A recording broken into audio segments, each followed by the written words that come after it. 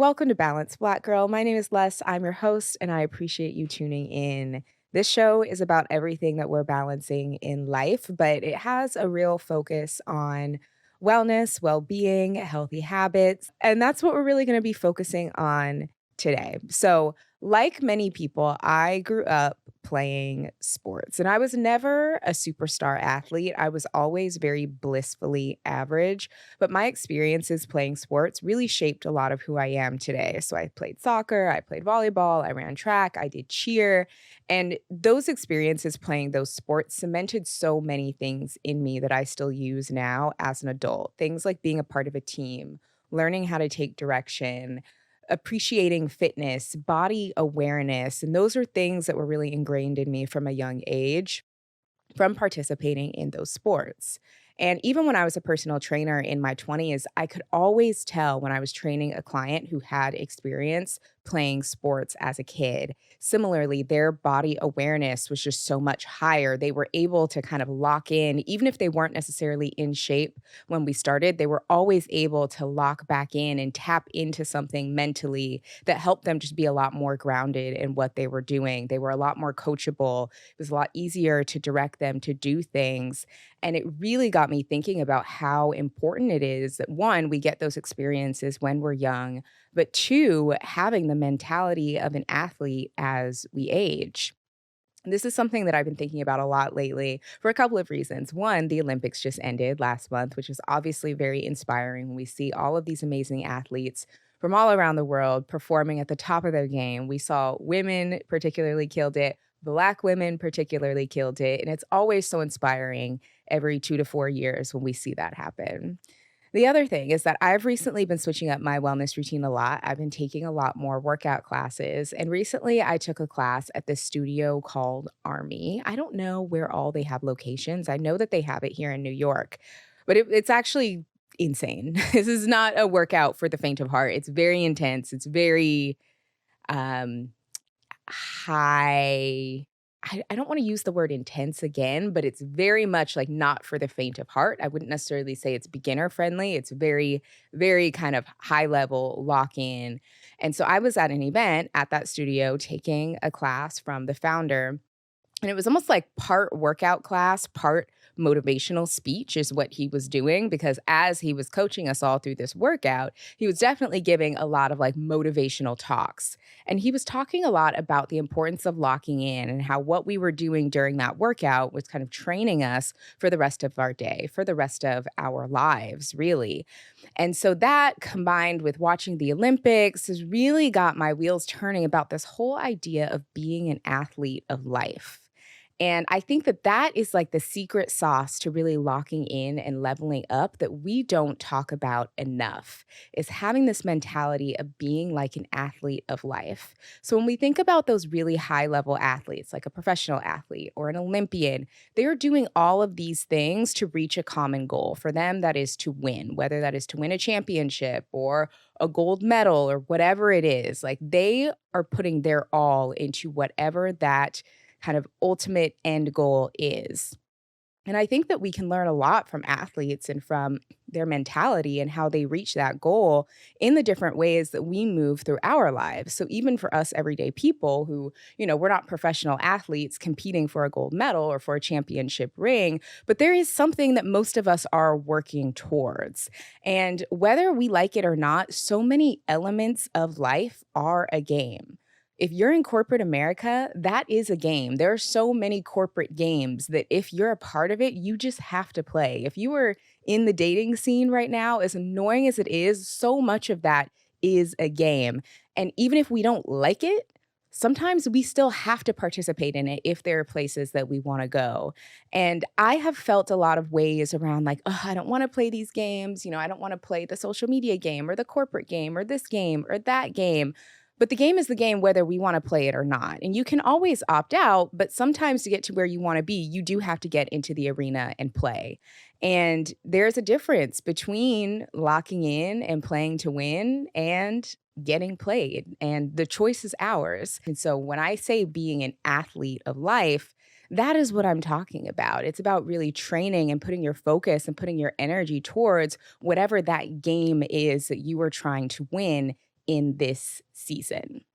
So, first, I want to talk a little bit more about habits that we need to adopt to be an athlete of life. When it comes to wellness, I think so many of us get so caught up on doing things right. Am I working out right? Am I journaling right? Am I meditating right? Am I therapying right? Am I getting enough steps in? Like, we get so caught up on this binary thinking of I'm either doing it right or I'm doing it wrong, or it's enough or it's not, or it's good or it's bad. And I'm beginning to think more about these habits as tools in our toolkit as we step into the arena to win whatever game we're trying to play. And a prime example of this was one that I learned a few years ago. I had just a horrible experience where I had to get a bunch of dental work. I had a series of oral surgeries. It was actually really traumatic and really, really terrible. And during one of my dental procedures, I'm sitting in the dentist chair and I had my headphones in and I was listening to meditation music just to try to cope with what was happening because they were just doing some like terrible things to my face. And even though I'm somebody who has been meditating regularly for the past decade now, when I was sitting in the dentist chair getting my face drilled, that was actually one of the best meditative experiences that I've ever had because I was able to fully disconnect from what the dentist was doing. I was able to lock in solely on my breath and drop into a super deep meditation. And let me tell you, most mornings when I'm meditating, I am not that locked in. I'm so distracted. I'm thinking about my to-do list. I hear a horn on the street. I hear what my neighbor's doing, and I get super easily distracted, even now, even after I've been meditating for a decade. But in that moment that was really stressful and that was really scary, when I had just a lot happening and I needed to lock into my breath, I was able to do it in that moment when it really mattered. And so, what that experience taught me is that it's not necessarily that we need to do things right or do things perfectly in the day to day, or that these habits are things that will prevent hard stuff from happening. It means that when the hard stuff does happen, because it's inevitable. Life, as we all know, it means that we're able to rely on that tool and lock in when we really need it. So in my day to day, I'm not able to lock into a meditation that well. I got maybe about 5 minutes of a guided meditation in me before I move on to the next thing. But when I was getting my face drilled and it was like this horrible experience, and I really needed to drop into that practice and focus on my breath, I was able to do it because I had put in the reps of those little 5 minutes of meditative practices over the years that I was able to use that tool when I really needed it. So instead of beating yourself up over, am I doing this right? Did I wake up early enough? Did I snooze? Did I go to the gym? Did I do this? Did I do that? See it as these are tools that are going to help you prepare for that time when you're going to need to rise to the occasion, when you're going to need to be a little bit stronger, when you're going to need to be a little bit more mentally tough, when you're going through something stressful and you're going to need to connect with your breath. Those are the moments when it really matters. So those daily habits that you're doing, they're just helping you practice. They're tools in your toolkit for that moment when you inevitably really, really need it. And so reframing your practices to be that practice for that moment when you really need it can not only help you be a lot more consistent, but it can also help you be a lot kinder to yourself and worry less about the idea of doing it right. Because when it comes to meditation, I do it wrong all the time, but when I really need it, that's when I'm able to truly do it. And that is what really matters. Fall is upon us, and it's time to get cozy in the kitchen. Earlier this year, I got the Caraway bakeware set, and it has been the best bakeware I have ever used. It's inspired me to bake so much more. This week for meal prep, I roasted some veggies on my Caraway baking sheet, and I made banana bread muffins in the muffin tin, and they made baking enjoyable, easy to clean up after, and non-toxic. Now, the quality of Caraway's products is amazing, and I don't have to worry about harmful chemicals getting in my food. Everything comes out even and well cooked, and I finally feel like I have a grown woman kitchen, that I don't have a bunch of mismatched cookingware. I got the black bakeware set, and it is so chic. Caraway's internet famous kitchenware is a staple for any home and comes in various modern shades to fit with any design aesthetic. Ditch the chemicals with Caraway. Caraway Home's non-toxic kitchenware features a chemical-free ceramic coating which is naturally slick for easy cleaning and has no hard to pronounce chemicals that will leach into your healthy ingredients. And just a reminder, their internet famous cookware set comes with a saute pan, fry pan, Dutch oven, and saucepan, plus lids for all of them, a canvas lid holder, and magnetic pan rack for storage. It's the ultimate kitchen setup and will save you $150 versus buying the items individually.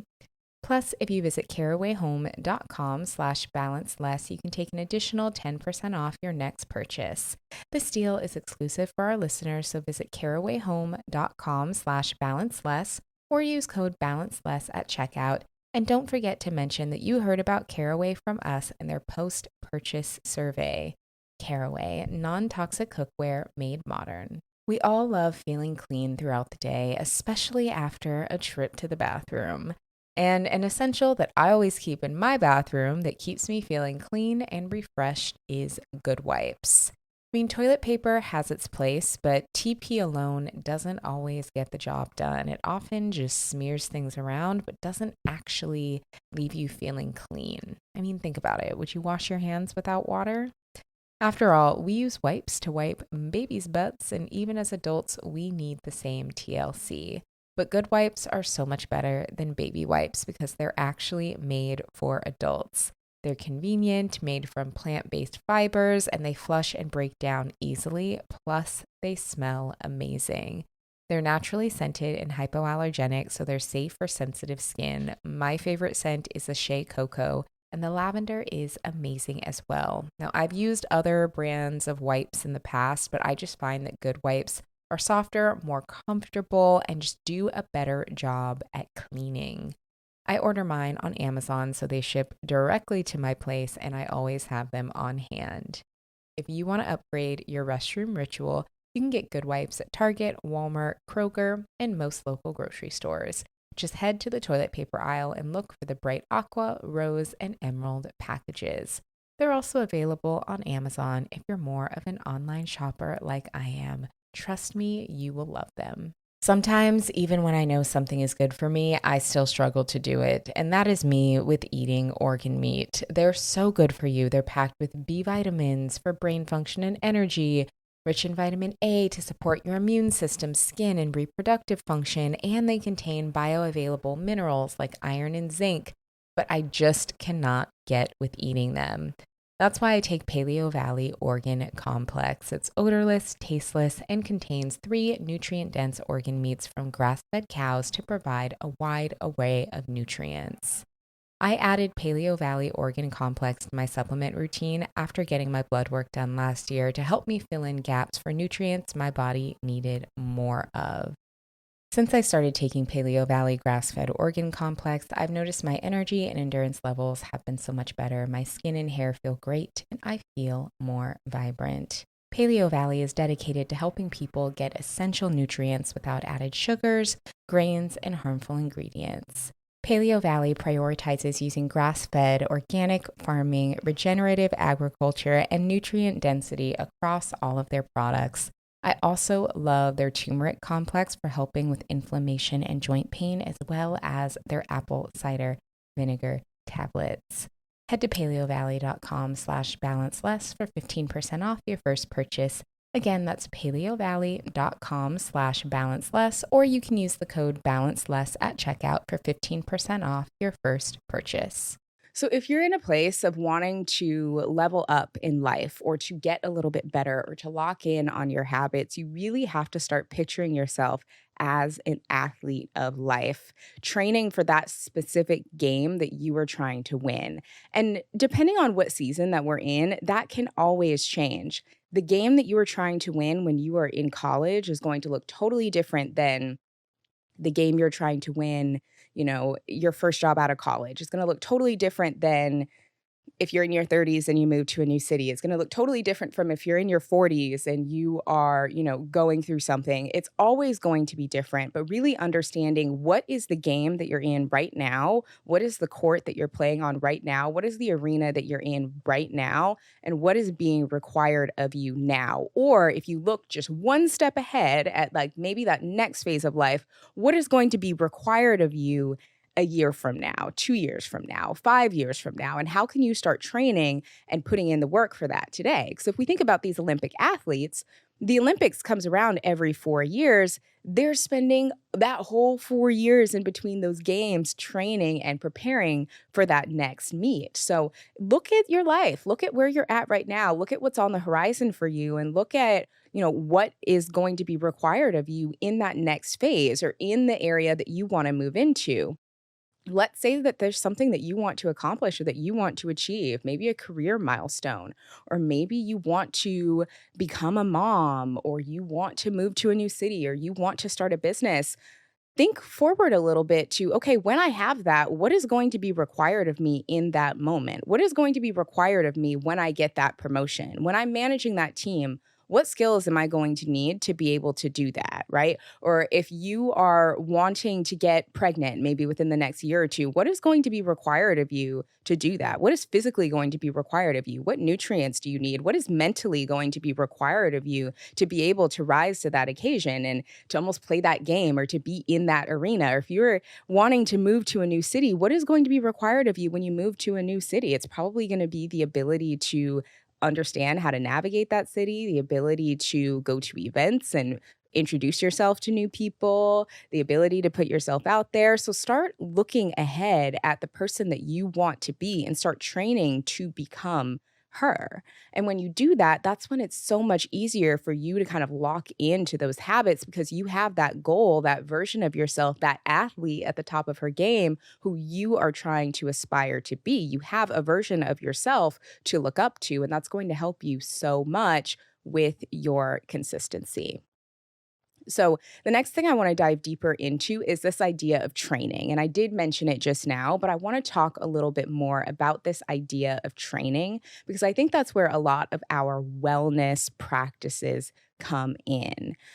I now being in my mid 30s and beginning to approach fitness very differently than I approached it in my early 20s. I became interested in fitness in my early 20s, and so much of that time was really about establishing a foundation. It was about just creating habits. When you're in your 20s, you have a lot more flexibility with fitness because you're able to bounce back from things a lot easier than you are when you're older.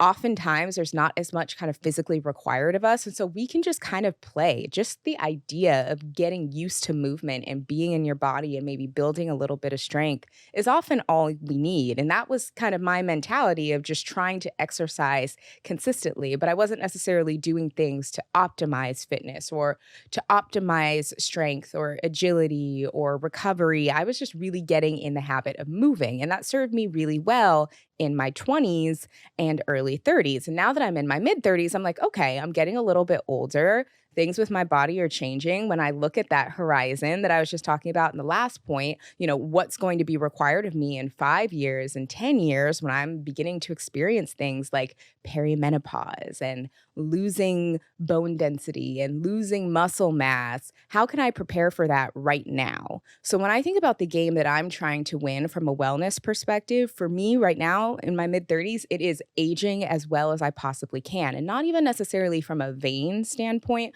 from a longevity standpoint, from a health standpoint. As women, our bodies go through so much throughout our lifespan, but really in our 40s and 50s, that is when the rubber truly meets the road. And what you do in your 30s often dictates how that goes and how you feel during that time period. So I'm like, okay, playtime is over. I spent my little decade and a half getting used to moving and understanding fitness and getting into a groove. And now is the time, as an athlete of life who is trying to win the game of aging well, it's time for me to lock in and it's time for me to start training for what is going to be required of me in about 5 to 10 years. I don't think it's ever really too early to start, but now is like a really good time to lock into that.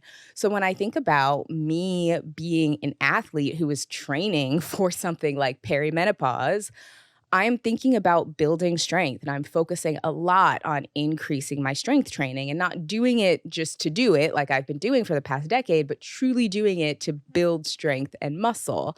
So it means that I'm doing a little bit more. It means that I'm pushing myself to lift a little bit heavier than I'm used to. It means that I'm eating more protein to maintain my muscle mass because I'm now at the age that if I don't do very intentional things to maintain it, I'm going to lose it and it's going to be so much harder to get it back. It also means that my hormones are a little bit more delicate at this point in my life. So I have to do things like eat more protein, be mindful of my blood sugar, be mindful of my sleep and my recovery, because now my hormones are a little bit more sensitive and they really depend on that. So I can't necessarily do like I did in my 20s where I could just work out super hard and not really recover and cool down and feel fine the next day. I no longer feel fine if I do that. So I'm really thinking about, okay, if I am like the LeBron James of trying to age as well as possible, what am I doing as a well rounded athlete to make sure that that happens? How can I instead look at working out not as something that I feel like I have to do or that I don't want to do, or, eating protein, it's so hard. It's more so like I'm an athlete. This is my mission. This is my regimen. And this is what I'm setting out to do.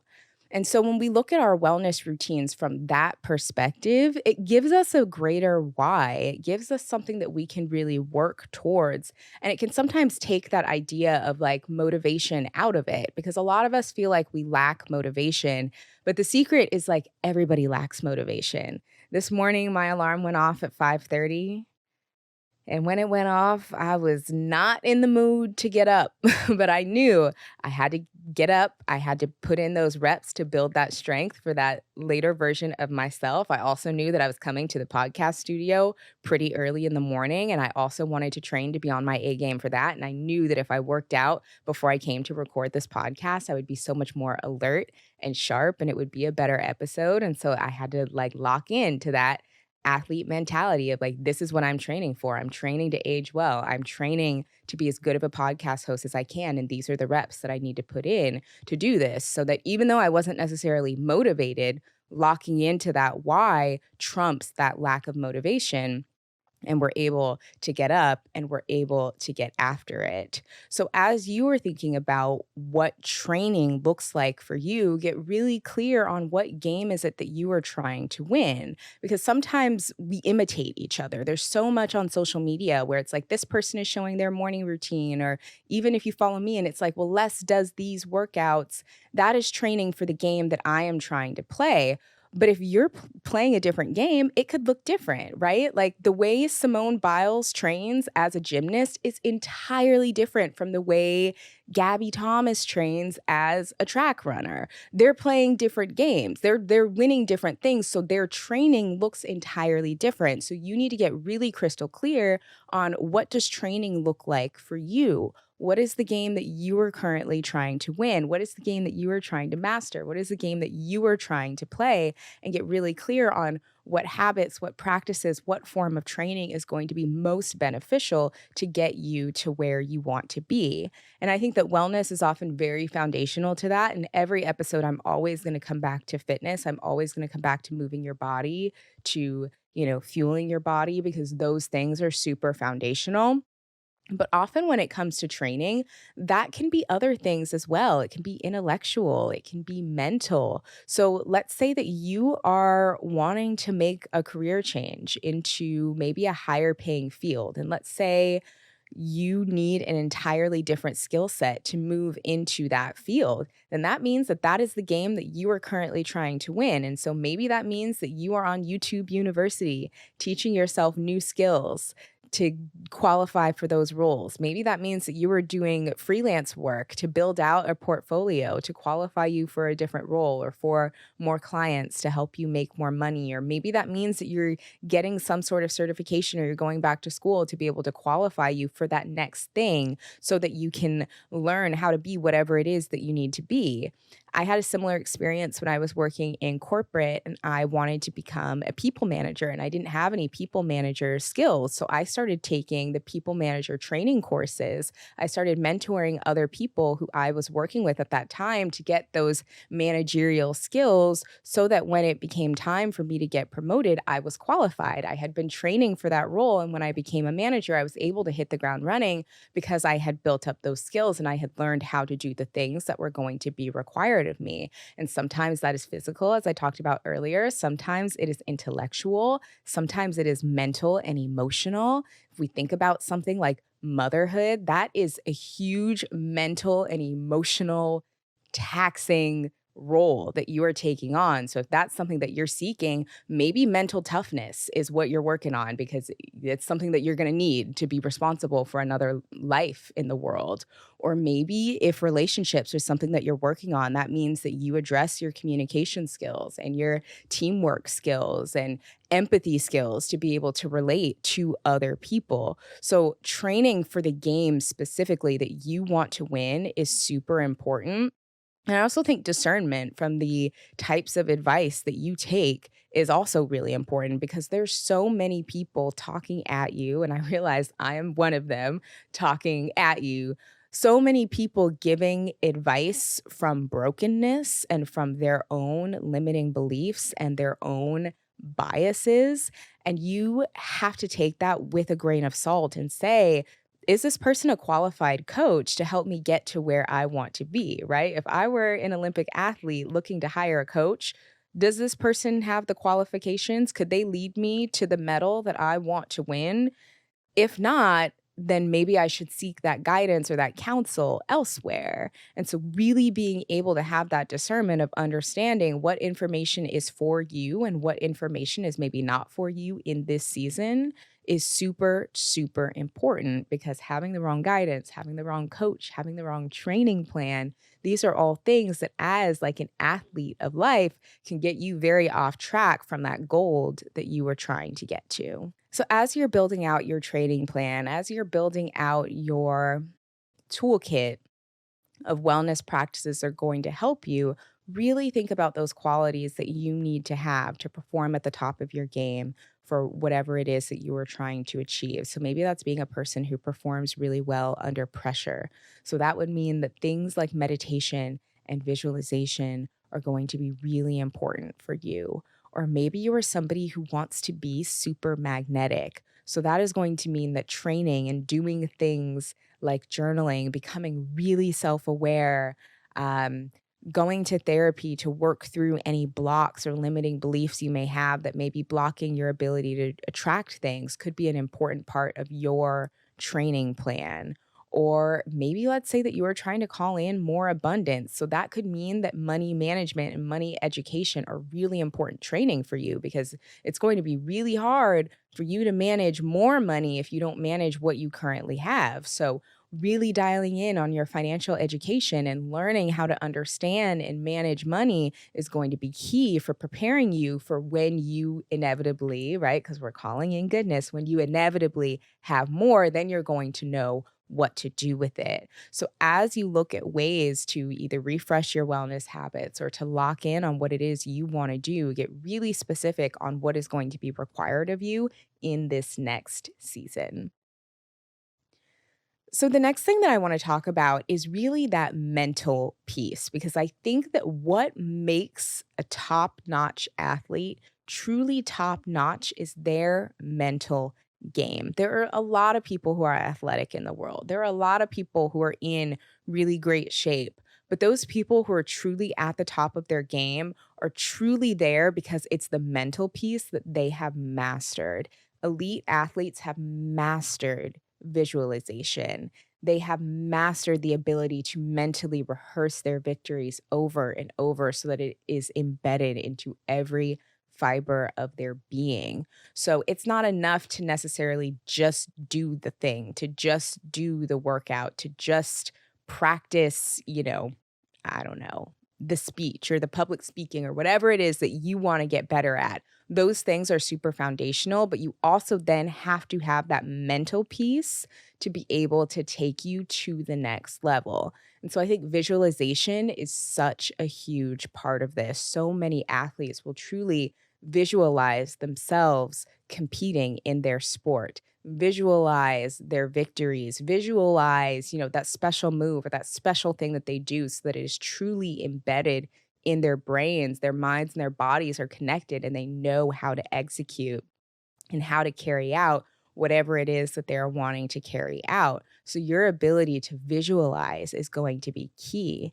If you listened to the episode I did a little while back on best case scenario journaling, this is an amazing way to do that. If you didn't listen to that episode, I'll make sure it's linked in the show notes so that you can check it out.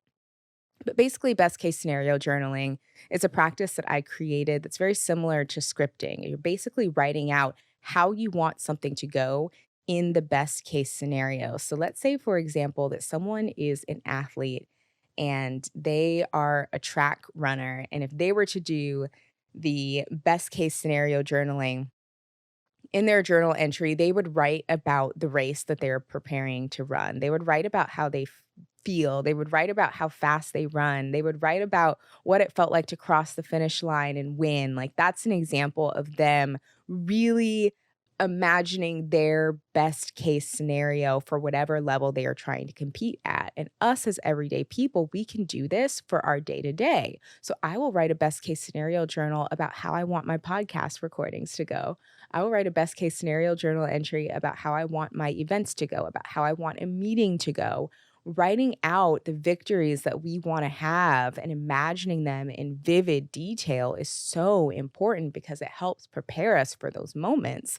It helps prepare us for those victories. And I'm not somebody who necessarily is the most visual person. I tend to do best with writing, which is why journaling works really well for me. Some people are more visual. Some people can sit and close their eyes and literally see the picture of it all happening. Or some people are maybe more audible and they can, pull out their phone and record a voice note describing it in vivid detail. You can do whatever works best for you, but you have to really imagine and put yourself in the position of winning whatever it is you're going after. What does that look like for you? What does that feel like? You have to mentally rehearse it over and over so that when it comes time for you to rise to the occasion, your mind and your body know exactly what to do. Healthy aging is super important to me, and if someone told me there are science-backed ingredients that could help me feel 15 years younger in a matter of months, I would not believe it. But then I tried Qualia Senolytic. Now, as we age, everyone accumulates senescent cells in their body. These cause symptoms of aging like aches and discomfort, slower recovery times, sluggish mental and physical energy, all things that are very common but don't have to be. Qualia Senolytic removes those worn out cells to allow for the rest of your cells to thrive in your body, helping you feel more rejuvenated. Qualia Senolytic is a non-GMO, vegan, gluten-free formula that you take just 2 days a month. This clinically tested 2-day regimen may hold the key to unlocking cellular health and revitalizing aging tissues around the body. I started the regimen a few months ago, and it has supported my energy levels and physical well-being so much. I have fewer aches and pains after working out, and I feel so much more productive and able to bounce back. Resist aging at the cellular level. Try Qualia Senolytic. Go to qualialife.com/balanceless for up to 50% off and use the code BALANCELESS at checkout for an additional 15% off. For your convenience, Qualia Senolytic is also available at select GNC locations near you. That's QUALIA life.com/balanceless for an extra 15% off your purchase. Thanks to Qualia for sponsoring today's episode. Shifting my wardrobe from summer to fall is always a challenge. One minute it's hot, then it's cold. It's hard to know what to wear or how many layers to put on. But luckily, Quince offers timeless and high quality items that I adore, ensuring my wardrobe stays fresh and that I don't blow my budget. The older I get, the more I really want high quality items made from natural fibers that are going to stand the test of time without breaking the bank, like cashmere sweaters from $50, pants for every occasion, washable silk tops, and so much more. The best part is all Quince items are priced 50 to 80% less than similar brands. By partnering directly with top factories, Quince cuts out the cost of the middleman and passes the savings on to us. And Quince only works with factories that use safe, ethical, and responsible manufacturing practices and premium fabrics and finishes, which is really important to me as a consumer.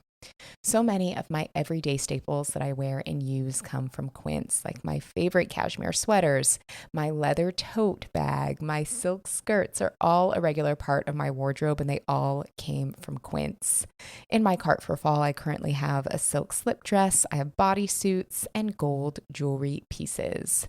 Make switching seasons a breeze with Quince's high quality closet essentials. Go to quince.com/balanceless for free shipping on your order and 365-day returns.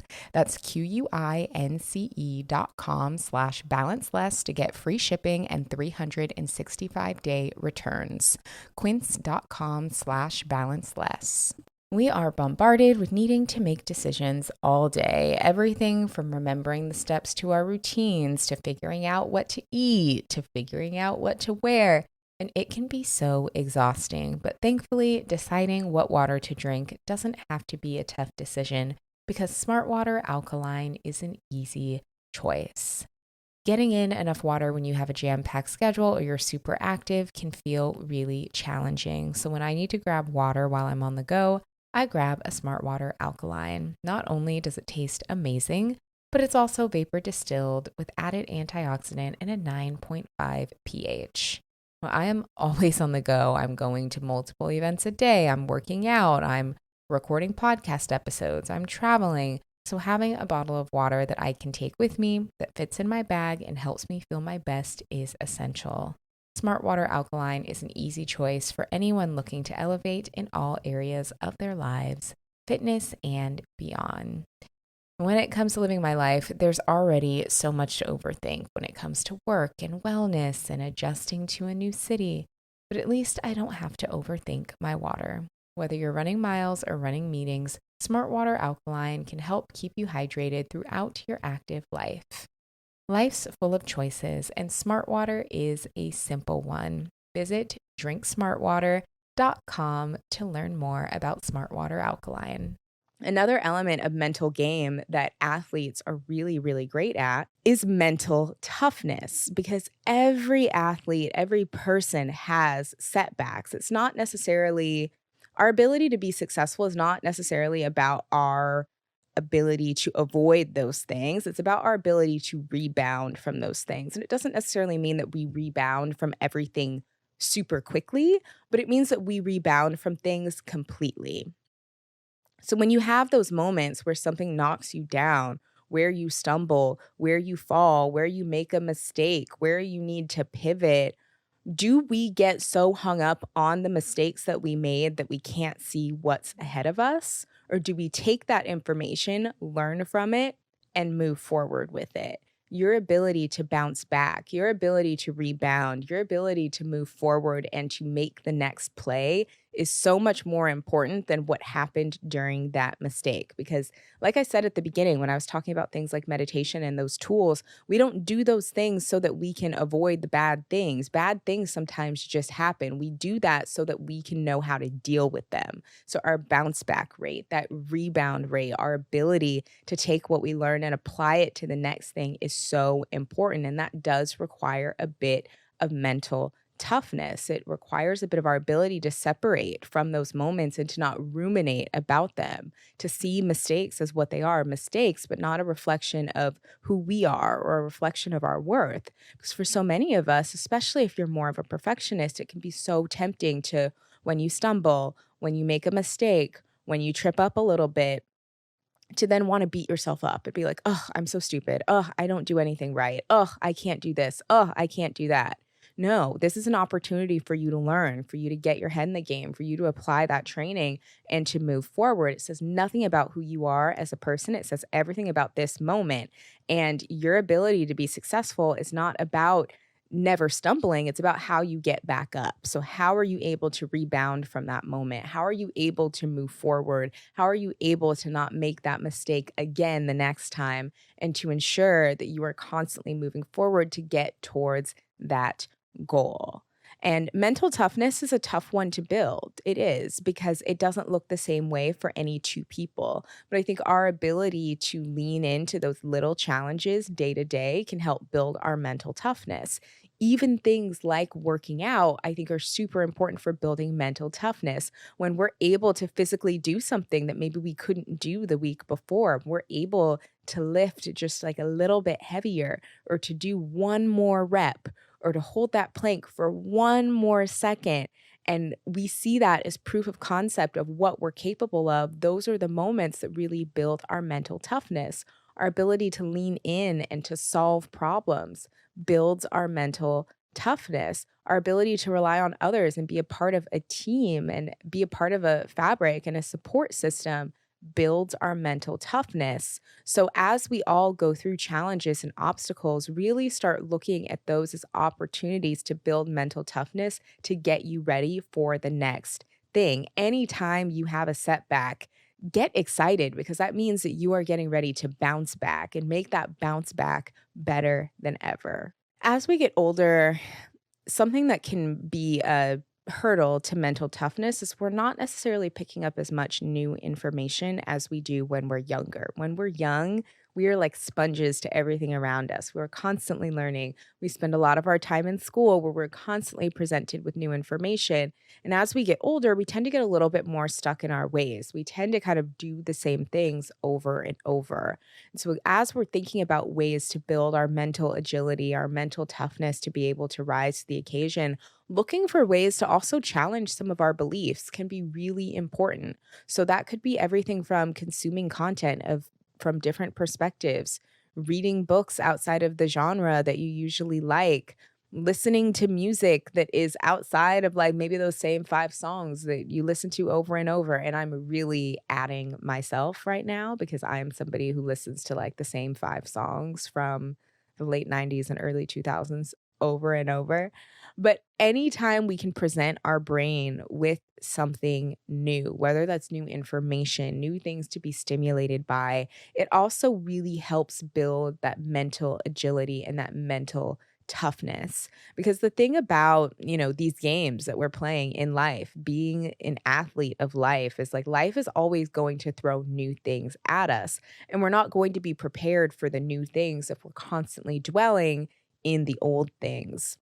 And so, really focusing on ways to build that cognitive agility, to be able to use our brains in different ways, whether that is through reading different things, through different hobbies, through consuming different types of content, trying different things physically that require us to use our brains differently, are super, super important because honestly, I think mental toughness and agility is probably more important than any of the other things that I mentioned today. It's almost more important than the physical. It's more important than our, ability to lock in or our ability to set a goal because without really being able to wrap your mind around something, to wrap your mind around that bounce back, to wrap your mind around what's possible, we're not able to really get anywhere. And so focusing heavily on that mental piece is absolutely crucial. Focusing on that rehearsal of being who we want to be, focusing on problem solving and finding new and unique ways to get through the different scenarios that life throws at us is crucial for being an effective athlete of life. And those are different things that we can take with us through any portion of life. If you look at having strong problem solving skills, that is going to be critical at work. That is going to be critical at home. That is going to be critical in your friendships and in your relationships. And it's going to be critical in whatever arena that you are playing in. And so, so many of these things really have crossover impact to every other area of our lives. So that's why I love engaging in things like reading. I actually love listening to podcasts that are entirely different from my own. People will ask me a lot, what are some other podcasts that are like yours? And I'm like, I don't know because I'm sure that they're out there, but I actually listen to things that are entirely different just to get my head in a different space. So if you are used to doing kind of the same things over and over, or consuming one type of content, or listening to one type of music, or one type of podcast, or reading one type of genre, really finding ways to get out of that comfort zone, mix it up a little bit, listen to something new, read something new, anytime you can create just a little bit of change, it's so good for your brain because it forces you to have to think differently and to think outside of your comfort zone a little bit. Everything from, brushing your teeth with your non dominant hand to maybe taking a different route on your way home from work or buying a new ingredient that you don't usually use from the grocery store. All of these things require you to use your brain differently, to focus more on problem solving. They really build that mental agility to help you be able to rise to the occasion. So, as you think about kind of navigating the game of life and what type of athlete of life that you want to be, start looking for sources of inspiration and start looking to people who are winning the games that you want to win. What can you learn from how they move? What traits do they have? What qualities do they have? What habits do they have? If you think about an athlete, particularly football players, they spend so much time studying tape. They study tape, they look at plays, they look at different ways that they can navigate the field. How can you do that in your own life? How can you look to success that has already been had in the area that you want to be in? And how can you rework it to make it work for you? What is the game that you want to win? What is the tape that you can review? What are the different ways that you can train to be that person that you want to be? When you really learn how to lock into that, that is truly the cheat code that like the 5 a.m. girlies on TikTok don't tell you, is how to truly lock in. So instead of trying to imitate, take the inspiration and become that version of you, that athlete version of you who is truly winning. Remember, for a lot of these things, we may not like it, but if we don't play to win, we're going to get played. And the choice is yours of which side you want to be on. So that is what I have for you today. Thank you so much for listening to this episode of Balanced Black Girl. If you enjoyed this episode, make sure that you're subscribed to the show. You can subscribe on Apple, on Spotify, on YouTube. You can follow along on social media. I am at Balance Less on Instagram and on TikTok. Make sure you leave us a rating and a review and share this episode with a friend if you think you have a friend who would enjoy it. Thank you again for tuning in, and I will see you next week.